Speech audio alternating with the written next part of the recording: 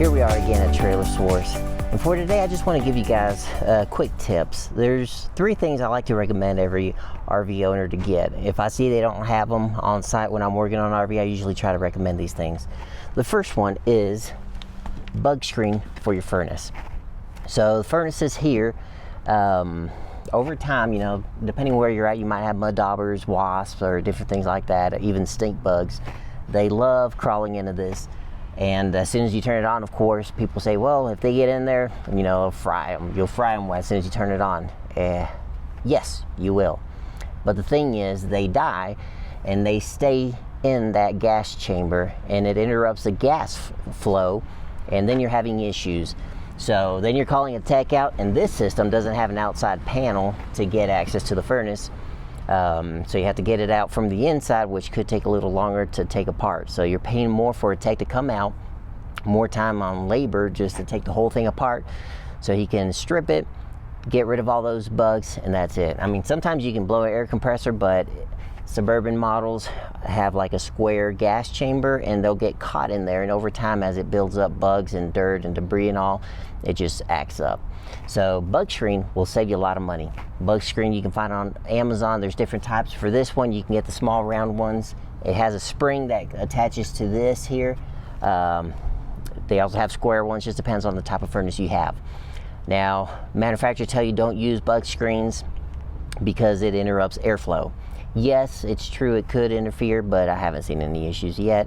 Plus, it's not really a tiny screen. They come a little wider, but enough to keep the bugs out. So you can look that up. I'll actually add some links in the description down below on these things. Second thing I like to tell people to get is a water pressure regulator, especially if you're going boondocking, like state camps, things like that, state parks. I mean, the water pressure isn't always correct. They might have way too much pressure, and some sites have too much pressure. So I recommend people get water pressure regulators too, and there's some out there, again, I'll add a link, that have a little knob or a little screw that you can twist to increase or decrease pressure. And the third thing I like to tell people to get is a power surge protector, either 30 amp or 50 amp.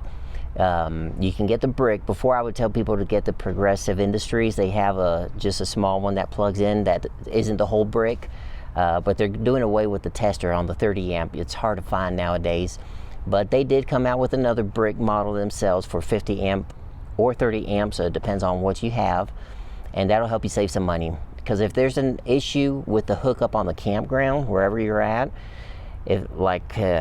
when I was in Tennessee, one of the issues was a campsite had a loose neutral wire inside the hookup. So a customer plugged in, and he had a 50 amp, so he had two 110 wires coming in, no return, and it was frying his boards.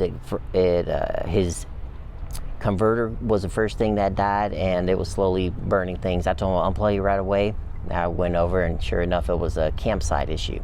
But if you have the power surge protector that has the tester built in, it'll actually light up to show you if everything is done correctly before it allows power to go through to your RV. So it's just an easy way to save a few bucks if you buy that.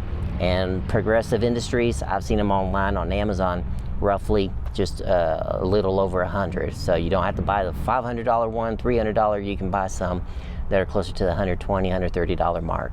So yeah, there you go. 3 things to get: power surge protector, water pressure regulator, bug screens for furnaces. Water heater, not really an issue because it's just one tube goes in and out, easy to clean. But furnace, it's a pain. If you get that dirty and bugs get in there, the tech has to take the whole thing apart. So you're going to spend more money on that. Have a good one.